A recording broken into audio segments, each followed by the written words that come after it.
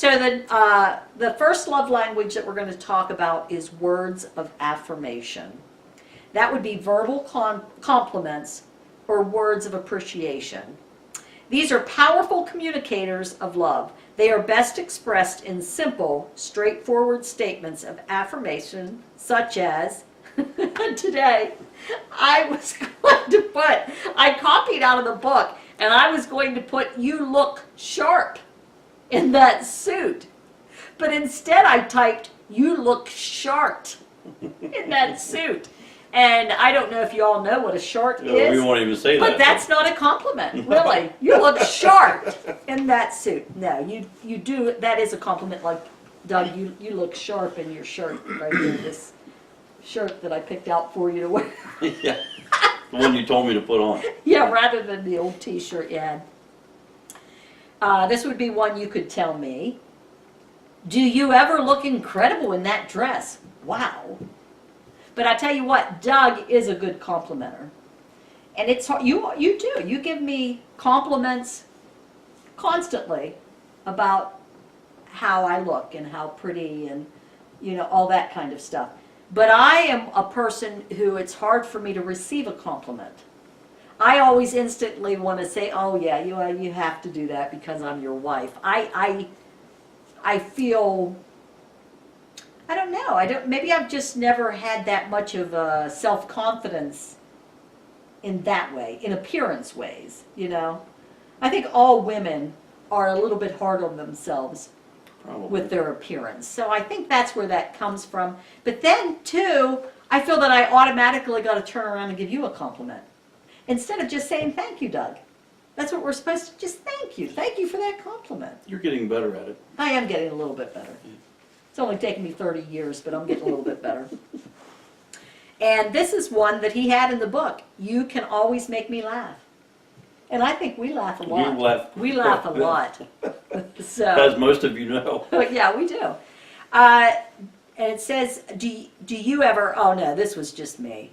"Do you ever find it hard to take a compliment?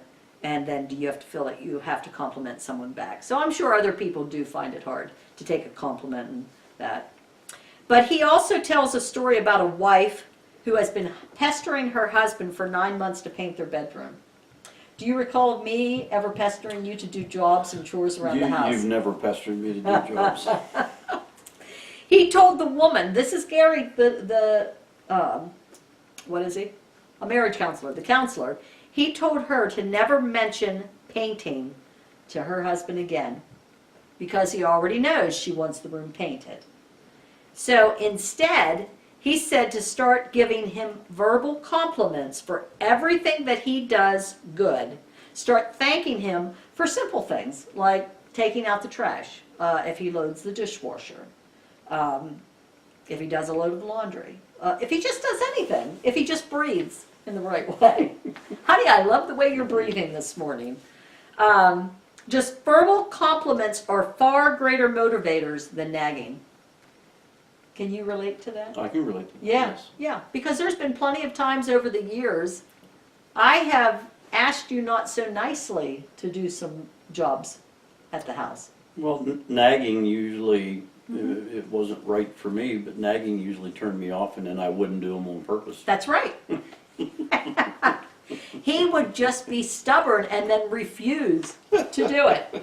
To where I would threaten, well, I'll just hire one of the guys to come out. Because, you know, we had other guys at the office, you know, the guys who work for you, they could have done it. I was ready to pay some of those people, you turd.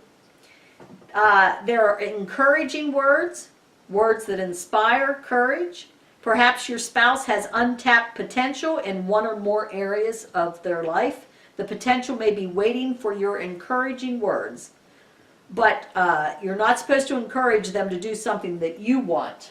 You're supposed to encourage him or her in something that they want to do that they already have an interest in.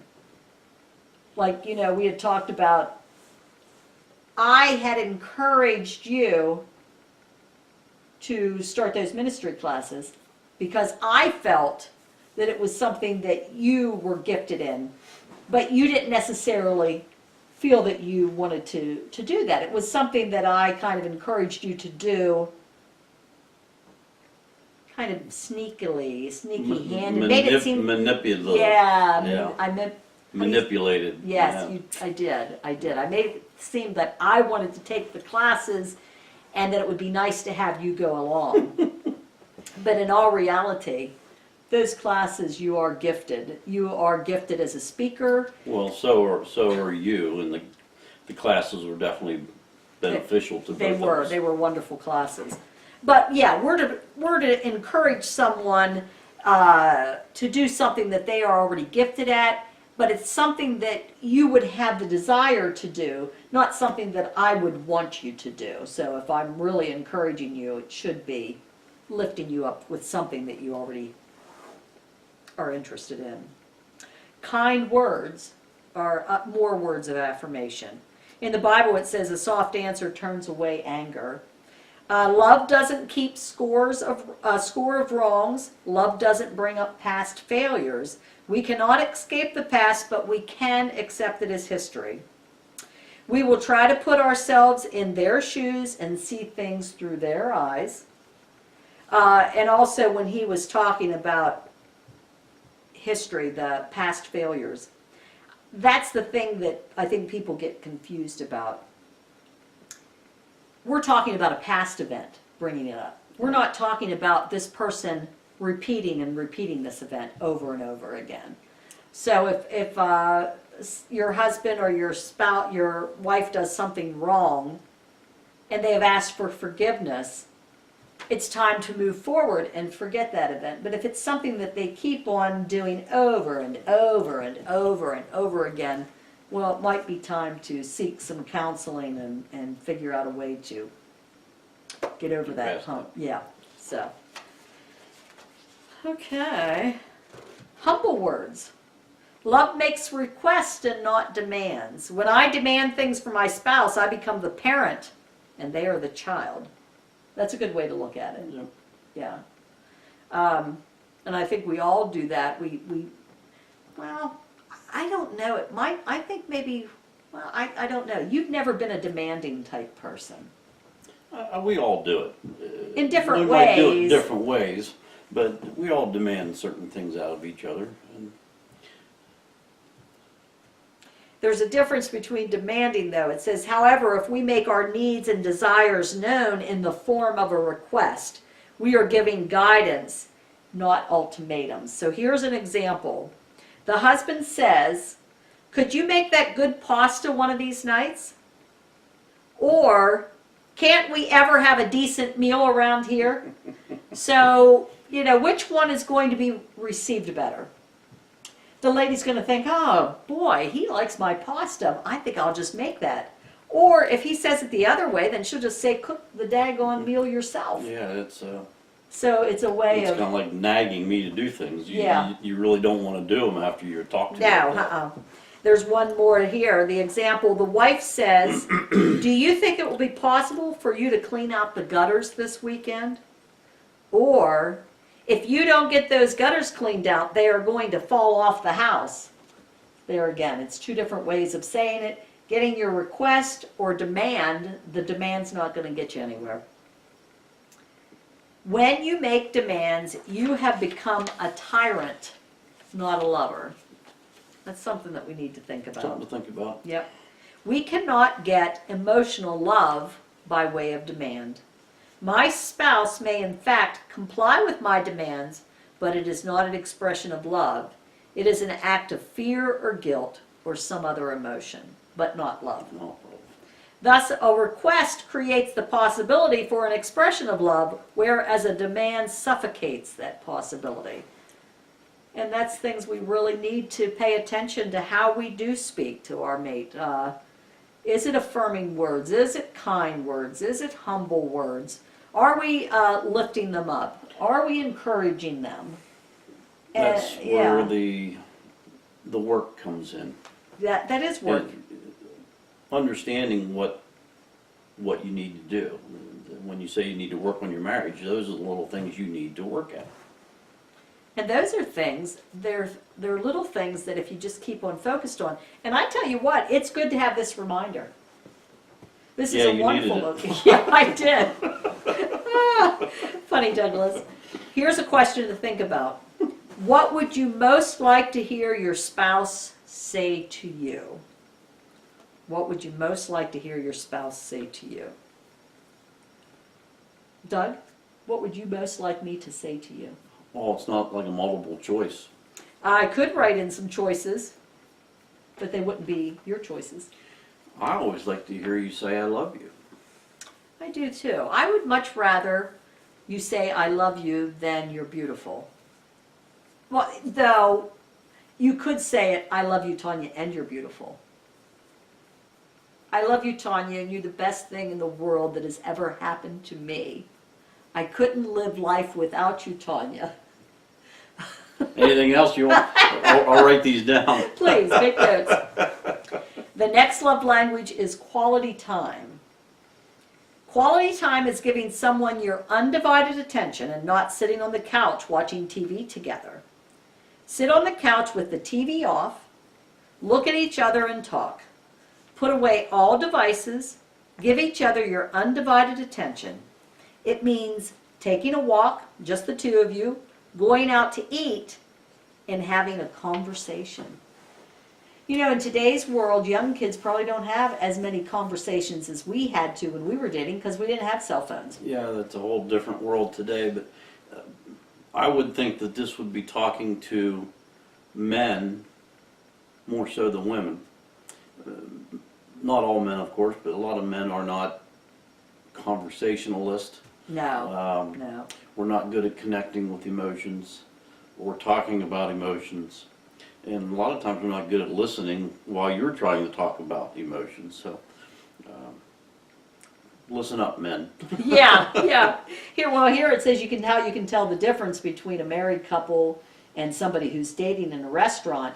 The couple that's dating in the restaurant will be talking like this, looking at each other in their eyes, probably holding hands and enjoying, maybe chuckling, you know. But the married couple will be sitting there just gawking around and looking like, oh wow, you know, I like that over there. That's really nice. But you can tell when somebody is in love and enjoying each other's company. They will be focused on each other. There again, it's a lot easier to do that when you barely know each other and you're learning everything about that person. We've been together 30 years, so we know pretty much everything about each other. But still, we can enjoy conversation just about. We've gotten better at the conversation part, yes. Yeah. Next one is focused. This is still part of the attention. Next one is focused attention. Well, this is part of quality time. You know, if you did that to me, I I'm hate focusing that. on what you're saying. Yeah. Once in a while, this is what, you will do that to me sometimes. Doug will be sitting across the room, and all of a sudden, I'll look over and he'll be staring at me. And you know that drives me absolutely insane, but yet you still do it. But why do I do it? Because you love me? I just enjoy looking at you. Sometimes. I know, but it drives me crazy. I know because- that's an added benefit, but Yeah, you do, but it does drive me crazy. It isn't enough to be in the same room with someone. When a father is sitting on the floor, rolling a ball to his 2-year-old son, his attention isn't on the ball, but on the child. The important thing about the father rolling the ball to the 2-year-old is not the activity, but the emotions that are created between the father and his child. Some spouses think they are spending quality time together, but in all reality, they are just in close proximity to each other. So if we're sitting here like this and we're not talking, we're not focused on each other, we're really not spending quality time together. We are in the same room, in the same vicinity, but there's no quality time. you're not connecting at all. No. Now sometimes it's nice to not connect and just zone out because we all need that. Now I like to sit and watch TV with you just like this. But we have decided to watch TV together. It's not like one of us wants to sit there and talk and the other one wants to watch TV. It's true. So, correct? Most of the time. Yeah. But like here we are, quality time doesn't mean we have to gaze into each other's eyes. It means that we are doing something together while giving the other person our full attention.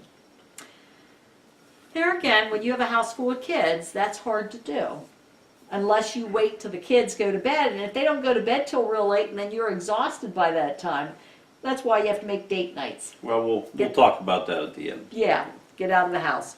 Quality conversations, a sympathetic dialogue where two individuals share their experiences, thoughts, feelings, and desires in a friendly, uninterrupted context. Quality conversation is different from words of affirmation. Words of affirmation focus on what we are saying, whereas quality conversation is focusing on what we are hearing. That's interesting. I will ask questions, not in a badgering manner, but with a genuine desire to understand your thoughts, feelings, and desires. We are trained to analyze problems and create solutions. We forget that marriage is a relationship, not a project to be completed or a problem to be solved. A relationship calls for sympathetic listening with a view to understanding the person's thoughts, feelings, and desires. So it gives you a few things here. Maintain eye contact when you're actually discussing something. Have you ever talked to somebody and they don't look at you? Yeah, I've done that before. Like that? Yeah, they can't see your eyes, but yeah, I've talked to people and they'll be like looking at my mouth or my nose, and I'm thinking, what's wrong with you? Do I have a Right, trustee something, hanging out? yeah, something going on. Don't listen to your spouse and do something else at the same time. So if I'm talking to you, Doug, don't be on the phone. Or if you're talking to me, I shouldn't be on the phone, or I shouldn't be maybe reading the newspaper or doing whatever while you're talking. Watching TV. Watching TV, that type of thing. Listen for feelings.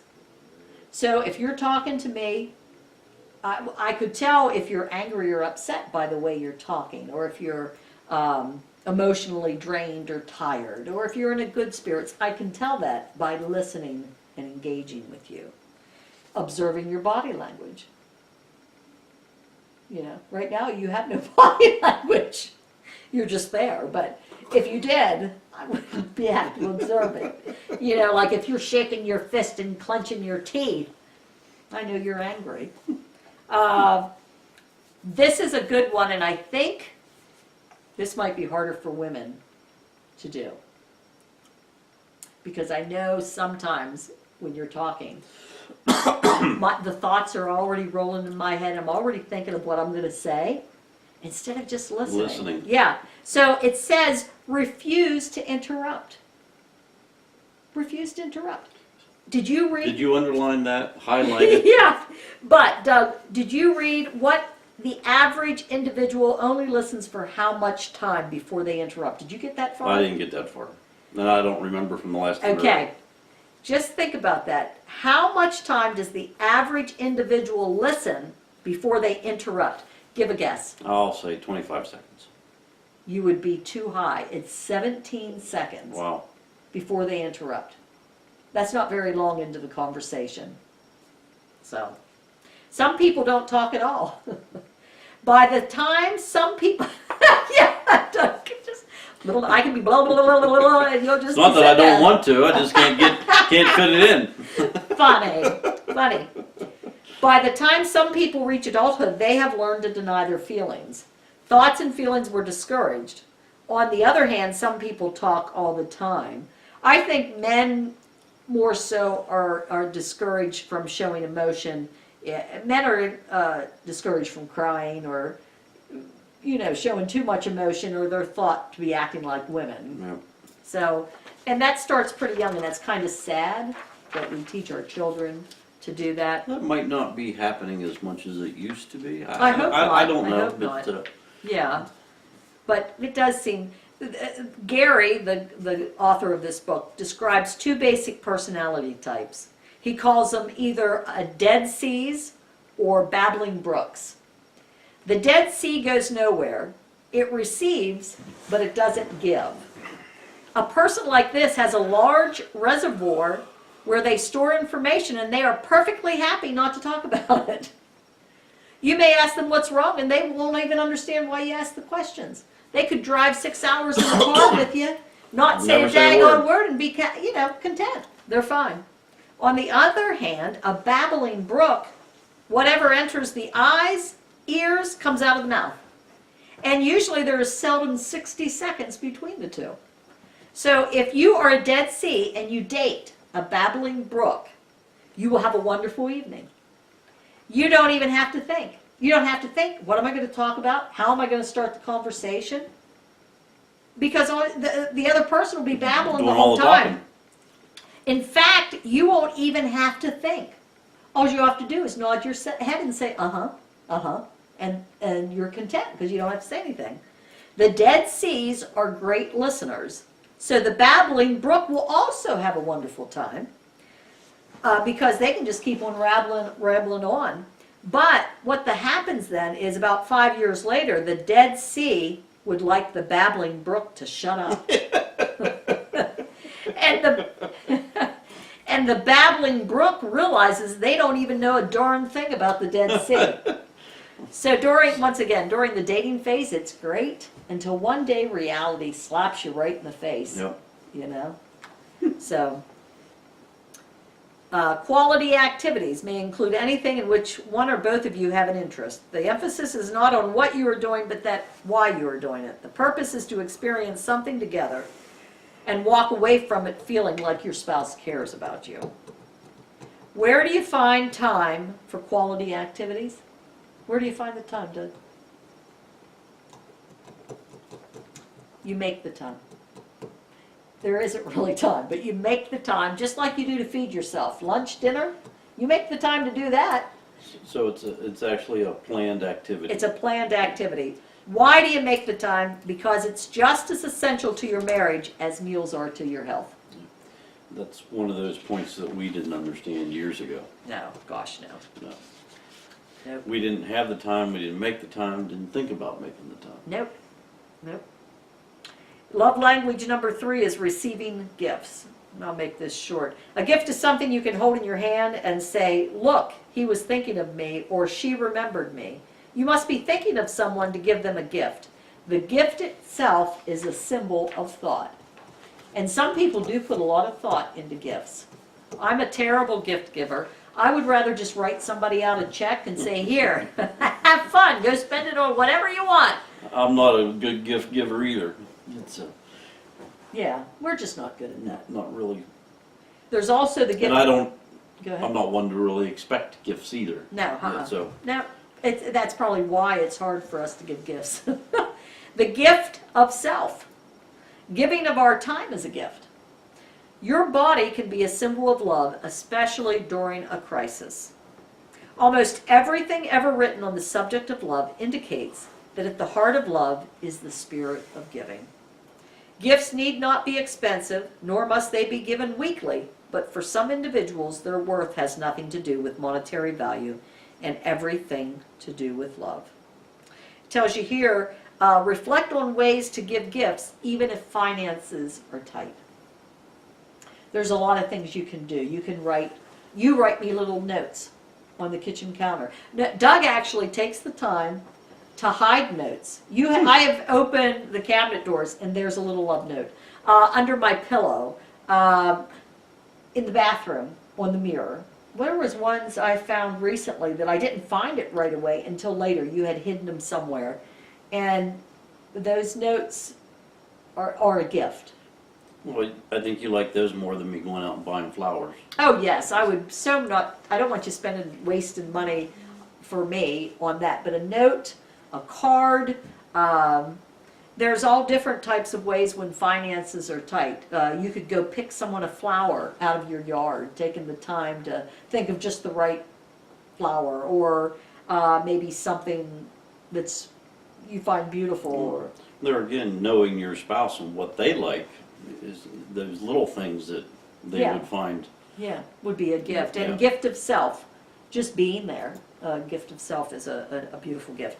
Love language number 4 is acts of service. By acts of service, you by acts of service, do things you know your spouse would like you to do. You seek to please them by serving them. Such actions as cooking a meal, like tonight. I fried you up some sausage and made you little teeny pancakes, and I had them on a warmer, which you're not really a big pancake fan. But I knew I And couldn't you make it had- eggs you- in advance. You had it ready. I had it ready, but that wasn't there was definitely not a big feast by any means. Empty the dishwasher for someone, change the baby's bottom, pay bills, mow the lawn, walk the dog. If done with a positive spirit, they are acts of love, and that is the key, done with a positive spirit. If you unload the dishwasher, and you do it just because you want to do it for me, you could do it that way, or you could be clanging the dishes out there and, just loading that dishwasher. Daggone, I have to load this. There's a difference. It's the attitude. And there's also a difference if you're doing it and not expecting anything for it. Yeah. When we do something and expect praise for it, hey, look what I did, Yeah. that's not the right attitude either. No. And you're good at acts of service. Well, thank You do a lot of things. Thank you. A question Gary was asked is, can a couple make it in a marriage if they disagree on everything? He said, seldom do couples have the same love language, which we know we don't. What couples do for each other before marriage is no indication what they will do for each other after marriage. Love is a choice and cannot be coerced. We each must decide daily to love or not to love our spouse. It is a daily choice. And that's important. I think that's something I've learned since reading this book and other things that we've done together. It's a choice, and it's a it's a conscious thought. It is. You have to think about You it have to to think do about it. what we need to do. And when we do criticize, when your spouse criticizes you, that's typically telling you where their deepest emotional needs lie. So if I'm criticizing you for not doing something, or not making the bed, or not cleaning up after yourself, blah, blah, blah, then odds are telling you that probably that might be where my love language That's your might love be. language, Yeah. It also says doormat or lover. A doormat is an inanimate object. You can wipe your feet on it, step on it, kick it around, or whatever you like. It has no will of its own. It can be your servant, but not your lover. When we treat our spouses as objects, we preclude the possibility of love. Manipulation by guilt is not the language of love. Coercion by fear is alien to love. No person should ever be somebody's doormat. So if your spouse's love language is acts of service, then actions do speak louder than words. And we say that about most anything. Actions do say a lot. Actions tell what's in our heart. Actions tell how we're feeling. It means a lot. Many acts of service will involve household chores, but not all. What are some chore ways of serving your mate? What are non-chore ways? Now, they didn't give any answers, so this is all have to guess. Non-chore. Ways of serving. How can I be of service to you where it's not a chore? Like around the house, like doing I would dishes. say, I don't cook a meal very often, but if I would prepare a meal, I don't know if that would be, it's not really a chore. No, but, Yeah. I could run your bath water for you if you took baths instead of showers. I would say, what is wrong with you? Honey, come here. I have the water nice and warm for you. Who are you? What'd you do with my wife? I don't know, I can't think of a good one that's not a chore. That's not classified a chore. Now, a household chore would be like vacuuming or whatever. Yeah, making the bed, doing the dishes. Yeah. I'm thinking of that kind of thing, but, That's a hard one. Think about that, folks, and then, write little messages down for us. Listen to this. The last love language is physical touch. Here it says, babies who are held, stroked, and kissed develop a healthier emotional life than those who are left for long periods of time without physical contact. Babies need love. Babies need touch. I think nowadays they put the babies right on the mother right away. They want that closeness. And I think they keep the babies in the mother's rooms now, whereas before the nurses had them most of the time and would bring the baby in for feedings. So, though, really, if you just had a baby, it is really kind of nice to have the baby with the nurse so you can sleep and then say, okay, I'll take the baby. But you know, the first couple of days, I tell you, So physical touch isn't quite your love language. I'm thinking, you know, I'm right- done with the baby now. You come get it. I was just in labor for 20 hours. You can have that baby for a while. Thank you very much. Oh, gosh. The power of touch. Of the 5 senses, touching, unlike the other 4, is not limited to one localized area of the body. I never thought about that. Tiny tactile receptors are located throughout the body. When those receptors are touched or pressed, nerves carry impulses to the brain. So the 5 senses are what? Taste, smell, sight, hearing, and touch? Mm-hmm. Okay, so that's true. The eyes, you only see from your 2 eyeballs here, smell and touch. Touch is everywhere. Touch is everywhere. Touch is everywhere, so that's pretty powerful. But the thing with touch, it can either cause pleasure or pain. We can interpret it in a loving or a hostile manner. Yeah. Physical touch can either make or break a marriage. It can communicate hate or love. So if you Never. smack me across the face, you're not really communicating love to me at that moment. But it is a touch. It is a touch. It's a firm touch. But that, you know, that wouldn't happen because you know then I would do something in return. I would retaliate. Yeah, she'd probably beat me up. I'd find some hard object. No. But the thing is, well, we've never been a physical No. abusive people, though. I'm sure we felt like it at times, but A few times. a few times, but we've never been a knockdown fight that the cops had to be called. That would be, that would just be embarrassing. But like this, I just mentioned a slap in the face. This is kind of sad. A slap in the face is detrimental to any child, but it is devastating to a child whose primary love language is touch. Isn't that something? Yes. A tender hug communicates love to any child, but shouts love to the child whose primary love language is physical touch. So this is true for adults also. So can you imagine the child or the adult where their love language is touch and you violate that by being abusive to them? But when you're loving to them, how that just shouts of your love, you know? And I think you can see that in adults too.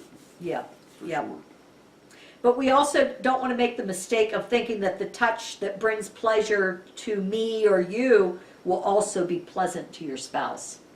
So to insist on continuing those touches that your spouse doesn't like is communicating the opposite of love.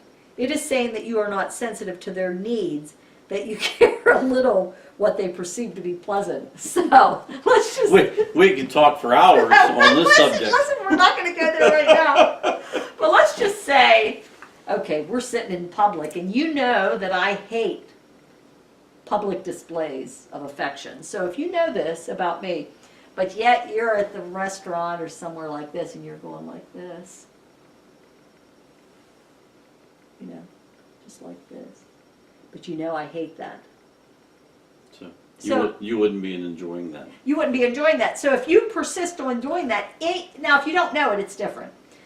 But then you don't know the person's love language then either. But if you persist on doing something that you know that they don't like, let's just say you persist in, that would be any love language. Say you know that I don't like flowers. If I didn't like flowers, just say for example, it's not that I don't like flowers, it's that I don't like you spending our money on flowers. I love flowers, they're beautiful things. They die in my presence, but I do love them. But if you insist on buying flowers for every important date and you know I don't really want you spending the money on that, well then that's not showing a love language. No, it's not. So, and that's me in return, whatever I do to you, which I'm sure there's nothing you can think of right off. Oh no, you're perfect. I know. I know. You have never come down off that emotional euphoric high, have you? Oh, goodness. Yes. Oh, so here, let's see. Okay, did that. A brief hug or a kiss can speak volumes. Touching your spouse as you walk through a room, that would just, I could just go like this. Sitting close to each other as you watch TV. We could just be laying here, sitting close to each other.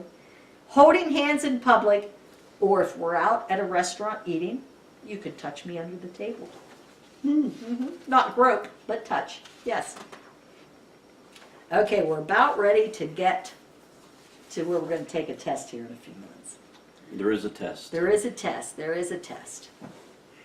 Let's see. Oh, another time it says, almost instinctively, though, in times of crisis, we do hug one another. You hug everybody in times of crisis because physical touch is a powerful communicator of love. In a time of crisis, more than anything, we need to feel loved. We cannot always change events, but we can survive it if we feel loved. So even if physical touch is not your love language, At times it is comfort at times, yeah, and strength. in strength, Right. and when you are going through a crisis, you need And I that. think most people desire that. They in do. a time of They do. crisis. They do. Okay, I got to just check out something here to make sure I have enough. Well, if this didn't record for the last half hour, we're not redoing it. I got to make sure there's enough video left. Okay, you're funny. Gary talks about this was interesting. I found this interesting. Now, if there's any little kids, you don't want to be listening to this, but Gary talks about the age of sexual openness. With that freedom, we have demonstrated that the open marriage where both spouses are free to have sexual intimacies with other individuals is fanciful. Have you ever heard of an open marriage? I have heard of it. I've heard of it. I don't know of I don't anyone. know of anybody that practices it, but Not that I know. Well, we may not know that. Maybe if they have an open marriage, they don't they let don't people talk know. about it. Yeah. But it says those who do not object on moral grounds. If you're having an open marriage, apparently you don't think that it's a sin. You don't think of adultery or whatever else. But those who don't object to it on moral grounds eventually object on emotional grounds. Something about our need for intimacy and love does not allow us to give our spouse such freedom.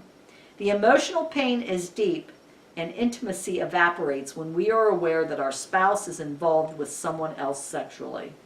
Counselor files are filled with records of husband and wives trying to grapple with the emotional trauma of an unfaithful spouse, especially if your love language is physical touch. That would be like a double whammy. Yes. Some men may think that physical touch is their primary love language, especially where sex is concerned. For a male, sexual desire, though, is physically based. That is, the desire for sexual intercourse is stimulated by the buildup of sperm cells and seminal fluid in the seminal vesicles. When the seminal vesicles are full, this is like a health class or something, there is a physical push for release. Are you embarrassed by this? No. This is all stuff that kids probably learned. They're probably being taught this stuff at 12 years old, 13 in health class, I guess. So this is nothing to be ashamed of, even if children are watching. This is just, nature. When the seminal vesicles are full, there is a physical push for release. Thus, the male's desire for sexual intercourse has a physical root. So, right there, some men may think physical touch is their love language, and it's just a physical thing. It's just a thing that happens. But the interesting point here, why do you think God made us different? For the female, though, however, sexual desire is far more influenced by her emotions. Imagine that. If she feels loved and admired and appreciated by her husband, then she has a desire to be physically intimate with him. But without the emotional closeness, she may have little physical desire.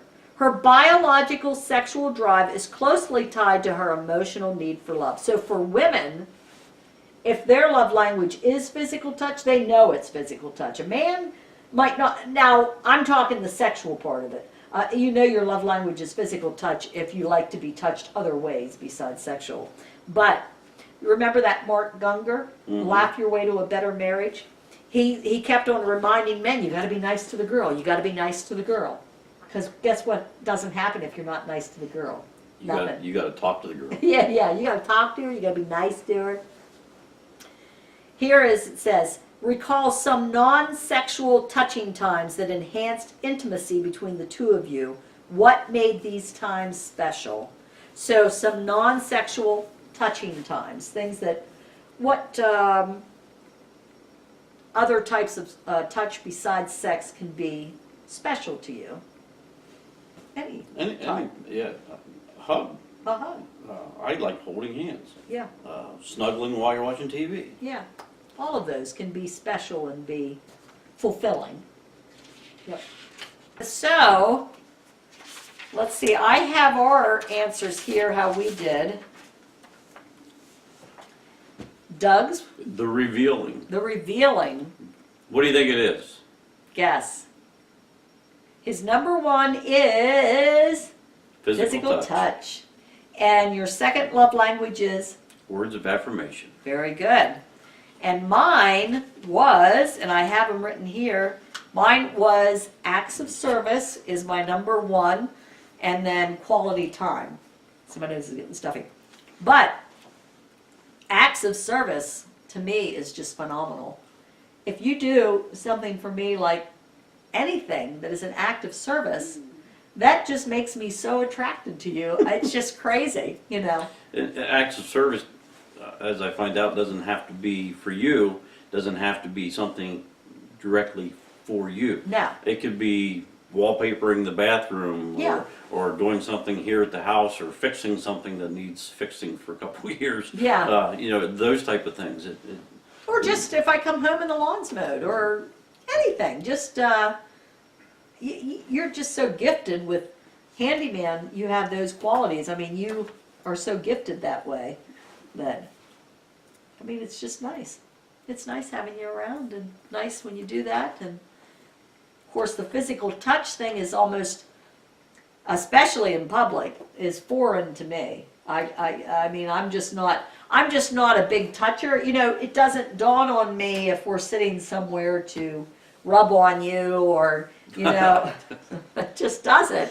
I rub on her all the time, and that's not her love language. No, we'll be in the car, and the first thing I'll catch him doing is just rubbing on my knee. It's just like I can just sit there thinking, oh my gosh. But anyway. But that's what makes it work. It does. We love each other even though we have different love languages. But one thing though I was thinking too, it's nice that you do learn to speak your mate's love language. But we can't rely on other people to make us feel loved. We can't put our total, I mean, it's nice to feel loved, but we also have to look to God for our love. Only when we understand His love and how much He loves us can we in return love others the way we need to love them. Well, the scripture says we can only love because He loves us first. Yes, so we have to receive that love from God, and then we can be loving individuals to our mates. Well, on that end also, it's being happy within our relationships is also a priority. Yeah. And God is to be our number one priority. God is Yeah. to be the center of our lives, not only personally, but within our marriages too. Yeah. And when we put Him first, it was a mind-blowing thing to learn that the next priority after God is my spouse. Yeah. And that puts things into a whole different perspective for me, knowing that God's first and then my wife is second only to God, and that's before my kids, before work, before even my own desires, that she should come first. And that made a big impression on me when I Yeah. finally realized that. So just keep that in mind also. Yes. Well, it's been a good evening. Don't forget to get the book, The 5 Love Languages by Gary Chapman. And Doug, would you close us with a quick word of prayer? And just another, Gary Chapman was very good, but also Mark Gungor. Yeah. If you want to laugh and yeah. and have a good time, but say, boy, that's exactly how it is. Get Mark Gungor's DVD. Yeah. That's very good also. Yeah, it's called Laugh Your Way to a Better Marriage, and it's Very hilarious. good. Yeah. It's very good. So Father, we just thank you for this day. We just pray that all people are getting through the storm okay and safe. And Father, we just ask you to touch all people and all couples tonight, and those who are married and maybe even be struggling within that marriage, Lord. I just pray that they can learn the love language of their mate and understand what their mate needs, and help us all understand, Lord, that we need to keep things in perspective and also keep our priorities straight and put the other one first. So we just ask for strength and direction, guidance in all that we do. In Jesus' name we pray. Amen. Amen. Thank you, Doug. Thank you for staying Thank awake. you. I love you. That was an act of service right there. I love you too. Okay. Good night. Let go, Doug. Let go. No. That's physical touch That's right just there. it. Oh, goodness.